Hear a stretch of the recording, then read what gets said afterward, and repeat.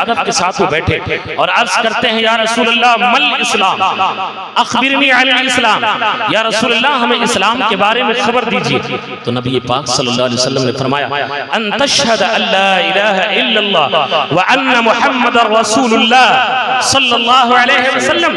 तो नबी ने फरमाया कि तू इस बात की गवाही दे कि अल्लाह के अलावा कोई लायक इबादत नहीं और मोहम्मद सल्लल्लाहु अलैहि वसल्लम अल्लाह के बंदे और उसके रसूल हैं। व तुकीमस सलाह और नमाज कायम कर, व तूतिज़ ज़कात और ज़कात अदा कर, व तसूम रमज़ान और रमजान के रोजा रखे, व तहुज्जल बैत इन इस्तताअत इलैहि सबीला और अल्लाह के घर का हज करे अगर तुझे इस रास्ते की इस्तिताअत हो। ये नबी ने फरमाया इस्लाम क्या है? अल्लाह की इबादत, अल्लाह की वहदानियत का इकरार करना, रसूल की रिसालत का इकरार करना, नमाज अदा कर, ज़कात दे, रोजा रखे, खाने काबा का हज करे अगर तुझे इसकी इस्तिताअत है इस रास्ते की। हजरत उमर फारूक आजम कहते हैं, तो जिसने सवाल किया था उसने क्या कहा? सदक़ता, आपने सच कहा, आपने सच कहा। हजरत उमर कहते हैं फ़अजिबना लहू, तो हजरत उमर कहते हैं हम लोग ताज्जुब में पड़ गए, कैसा आदमी है, ये पूछ भी रहा है और जब नबी ने बता दिया इस्लाम क्या है तो कह रहा है कि आप सही कह रहे हैं। जैसे आप मुझसे पूछे कि हजरत वुज़ू में कई फर्ज हैं तो हम कहते हैं कि 4 फर्ज हैं, तो आप कहें आप सही कह रहे हैं, तो इसका मतलब पहले से आपको मालूम है ना, तभी तो आप कह रहे हैं सही कह रहे हैं, है ना। तो ऐसे ही आने वाले ने जब सवाल किया या रसूलल्लाह इस्लाम क्या है, तो नबी ने फरमाया ये इस्लाम है, तो उसने कहा सदक़ता। हजरत उमर कहते हैं फ़अजिबना लहू, तो हम लोग इससे ताज्जुब में पड़ गए, अन यसअलुहु व युसद्दिक़ुहु, कि ये सवाल भी कर रहा है और तस्दीक भी कर रहा है। फिर हजरत उमर कहते हैं, फिर उसने कहा या रसूल अल्लाह अखबिरनी अनिल ईमान, या रसूल अल्लाह हमें ईमान के बारे में खबर दीजिए। तो नबी पाक सल्लल्लाहु अलैहि वसल्लम ने फरमाया अन तुमिना बिल्लाहि व मलाइकतिहि व कुतुबिहि व रुसुलिहि वल यौमिल आखिरि व तुमिना बिल क़द्रि व खैरिहि व शर्रिहि। नबी ने फरमाया तू अल्लाह पर ईमान ला, उसके फरिश्तों पर ईमान ला, उसकी किताबों पर ईमान ला, अच्छी बुरी तकदीर पर ईमान ला, ये ईमान है। हाँ, यौम आखिरत पर ईमान ला, ये ईमान है। जब नबी ने ये बयान फरमा दिया तो उसने कहा सदक़ता, आपने सच कहा। फिर उसने अर्ज किया या रसूल अल्लाह अखबिरनी अनिल इहसान, या रसूल अल्लाह हमें एहसान के बारे में बताएं। तो मेरे आका सल्लल्लाहु अलैहि वसल्लम फरमाते हैं कि अन तअबुदल्लाह कअन्नका तराहु, ऐ सवाल करने वाले तू अल्लाह की इबादत कर इस तरह गोया कि तू अल्लाह को देख रहा है। फ़इल्लम यकुन तरा फ़इल्लम तकुन तराहु फ़इन्नहु यराका, तो अगर तू नहीं देख रहा है तो अल्लाह तो देख ही रहा है। लेकिन जब आज नमाज में आदमी पढ़ने के लिए जाता है तो कहीं ये कॉलर सही करता है, कहीं ये आस्तीन सही करता है, कहीं यहाँ खिजलाता है, कहीं ये सोचता है, जबकि मेरे आका फरमाते हैं वल्लाहि मा यख्फा अलैया रुकूउकुम वला खुशूउकुम इन्नी लअराकुम मिन वराए ज़हरी। ऐ मेरे सहाबा मुझ पर ना तुम्हारा रुकू पोशीदा है और ना खुशू पोशीदा है, मैं तुम्हें अपने पीठ के पीछे भी देखता हूँ। नबी ने फरमाया ऐ सवाल करने वाले एहसान ये है कि अन तअबुदल्लाह, अल्लाह की तू इबादत करे, कअन्नका तराहु, गोया कि तू अल्लाह को देख रहा है। फ़इल्लम तकुन तराहु फ़इन्नहु यराका, तो अगर तू नहीं देख रहा है तो अल्लाह तो देख ही रहा है कि तू किस तरीके से इबादत कर रहा है। फिर उसने अर्ज किया या रसूल अल्लाह कि अखबिरनी अनिस साआ, या रसूल अल्लाह हमें क़यामत के बारे में बताएं, क़यामत कब आएगी। नबी फरमाते हैं मल मसऊलु अनहा बिअलम मिनस साइल, ऐ सवाल करने वाले जिससे पूछा जा रहा है वो सवाल करने वाले से ज्यादा नहीं है, जिससे पूछा जा रहा है वो सवाल करने वाले से ज्यादा नहीं जानता। आज के वहाबिया और दयावना ने हदीस के इस टुकड़े को लिया और लेने के बाद में एतराज किया नबी के इल्म गैब पे और कहा कि अगर नबी को इल्म गैब होता तो जब आने वाले ने पूछा था अखबिरनी अनिस साआ, क़यामत के बारे में बताएं, तो नबी फरमा देते फला दिन क़यामत आएगी, फला महीने में आएगी, फला सन में आएगी। आखिर ये नबी ने क्यों फरमाया मल मसूल अनहा बिअलम मिन अस्साइल, जिससे पूछा जा रहा है वो साइल से ज्यादा नहीं जानता। इसकी तशरीह शारहीन हदीस में यूं बयान फरमाई है कि नबी पाक के सामने सहाबा मौजूद थे। आज अगर आदमी को खबर मिल जाए कि फला दिन मेरा इंतकाल हो जाएगा तो वो खाना पानी छोड़ दे। हाँ, वो पहले ही गोया कि उसे मौत वाक़ई हो जाएगी। हाँ, वो दुबला पतला हो जाएगा, उसका दिल बिल्कुल अचाट हो जाएगा, वो गम में से निढाल हो जाएगा। इसलिए किसी को किसी की मौत का खबर नहीं है। नबी ने फरमाया, ये फरमा करके गोया कि ये बताया, ऐ सवाल करने वाले, अगर मैं बता दूंगा कब कयामत आएगी तो मेरे सहाबा को ये इल्म हो जाएगा। और ये राज़े इलाहिया में से है, ये इसरारे इलाहिया में से है। इसको मैं अलल एलानिया नहीं बता सकता, बल्कि ऐ आने वाले, जितना तू जानता है क़यामत के बारे में उतना मैं भी जानता हूँ। हालांकि दूसरी जगह पे नबी ने ये तो बयान फरमा दिया क़यामत जुमे के दिन आएगी, आशूरे का दिन होगा, मुहर्रमुल हराम का महीना होगा।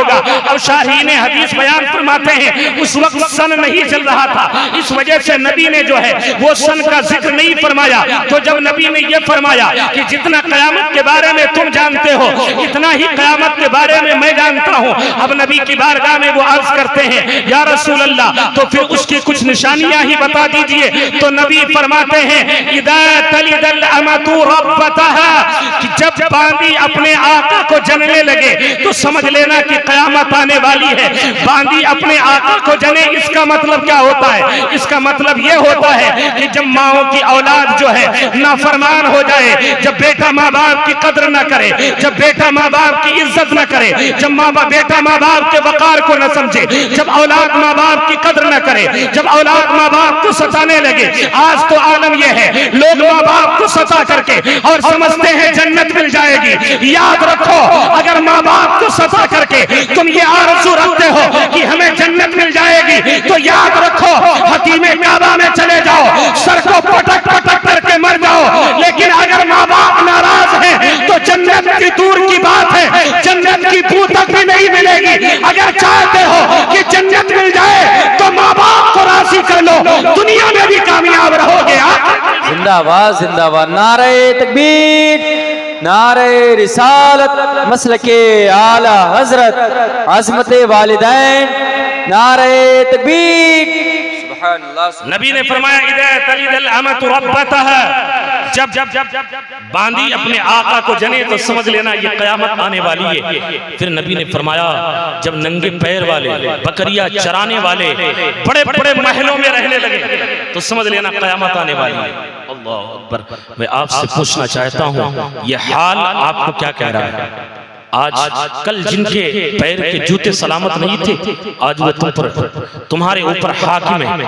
हाँ, आज कल जो लोग गुर्बत और मुफलिसी और कंगाली का दौर जिनके पास था, आज वो बड़ी बड़ी बिल्डिंगों में रह रहे हैं। तो क्या ये क़यामत की निशानी नहीं है? अब भी वक्त है हम सुधर जाएं और अपनी जिंदगी में एक इनकलाब बर्पा करें। शराब नोशी, जुआबाजी, अय्याशी, मक्कारी, सूदखोरी से तौबा कर लें। नबी पाक फरमाते हैं कि कमा क़ाला रसूलुल्लाह सल्लल्लाहु अलैहि वसल्लम, शराब का एक कतरा पेशाब के 70 कतरों के बराबर है।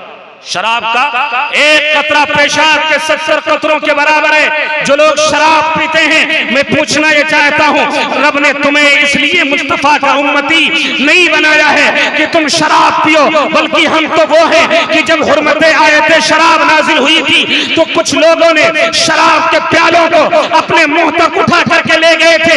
इतने में हुर्मत आयत शराब जो है उनके कानों से टकराई है, भरे हुए प्याले को फेंक दिया था और कहा था, जिससे मेरे रब ने मना कर दिया है, जिससे मुस्तफा ने मना कर दिया है, मेरी गैरत को गवारा नहीं करती है कि हम उसको फिर हाथ लगाया करें। आज के कैसे मुसलमान हैं कि वो शराब नोशी करते नजर आते हैं, जुआबाजी करते नजर आते हैं, सूदखोरी करते नजर आते हैं, जबकि मुस्तफा फरमाते हैं कि सूद का 1 रुपया खा लेना 36 मर्तबा जिना करने के मुतरादिफ है। अल्लाह। हाँ, आका फरमाते हैं 70 बड़े गुनाहों में से सबसे निचले दर्जे का गुनाह यह है कि कोई बेटा अपनी माँ के साथ मुकाला करे। अल्लाह अकबर, ये सूद का गुनाह है। मैं आपसे पूछना चाहता हूँ, आप कहाँ जा रहे हैं? क्या समझ रहे हो सूदखोरी करेंगे हम तो बड़े आदमी बन जाएंगे? नहीं, सूदखोरी करने से तुम्हारे माल में बरकत नहीं होगी, बल्कि अगर एक लुकमा के लिए तुम अगर चंद पैसे कमाओ लेकिन हलाल का कमाओ, जब अपनी औलाद को हलाल कमाई खिलाओगे तो तुम्हारी औलाद बूढ़ा होने के बाद में तुम्हारे लात मार करके बाहर नहीं निकालेगी, बल्कि अगर औलाद को तुम हलाल कमाई खिलाओगे तो तुम्हारी औलाद जो है ये तुम्हारे लिए रहमते पीरी नहीं बनेगी, बल्कि तुम्हारे लिए ये रहमते पीरी बनेगी। लिहाजा अपनी औलाद को हलाल कमाई खिलाओ और नेक अमल करो। सारी अय्याशी, मक्कारी, जुआबाजी और तमाम तर मनहियात शरइया से अपने आप को पाक कर लो। दुनिया में भी कामयाब रहोगे, आखिरत में भी कामयाब रहोगे। क्यों? हमेशा के लिए रहना नहीं। इस दारे पानी में कुछ अच्छे काम कर जा, 4 दिन की जिंदगानी में इस्लाम की जो शान है वो शान न छोड़ो। दुनिया के लिए भाइयों ईमान न छोड़ो। उम्रे दराज मांग के लाए थे 4 दिन, 2 आरज़ू में कट गए, 2 इंतजार में। हाँ, ये चंद दिन की जिंदगी है, इसे गनीमत समझे और नमाज रोजे की पाबंदी करें। तो नबी ने फरमाया कि जब लोग गरीब तबके के लोग जिनके जूते सलामत नहीं, बकरियां चराने वाले बड़े बड़े महलों में रहने लगे तो समझ लो क़यामत आने वाली है। फिर हजरत उमर कहते हैं वो आने वाला चला गया। नबी ने फरमाया, ऐ उमर, जानते हो ये आने वाला कौन था? ऐ उमर, जानते हो ये आने वाला कौन था? हज़रत उमर कहते हैं हम लोगों ने अर्ज किया, या रसूल अल्लाह, फिदाका उम्मी व अबी अला कदमिका, मेरे माँ बाप आपके कदमों पे कुर्बान हो जाएं। अल्लाह व रसूलुहु आलम, अल्लाह और उसके रसूल बेहतर जानते हैं। तो नबी फरमाते हैं, ऐ उमर, ये तुम पहचान नहीं पाए, ये जो मेरे बगल में बैठा था यही तो जिब्रील अमी है, यही तो सैयदुल मलाइका है, यही तो फरिश्तों के सरदार हैं। ये तुमको तुम्हारा दीन बताने आए थे, जो तुम मुझसे नहीं पूछ पा रहे थे, इन्होंने पूछ करके और मेरे जरिया तुम्हें इसका इल्म दे दिया है। इसी को हदीसे जिब्रील कहा जाता है, इसी को हदीसे जिब्रील कहा जाता है। मिशकातुल मसाबी, बुखारी शरीफ, मुस्लिम शरीफ, सारी किताबों में यह हदीस मौजूद है। अल्लाह अकबर।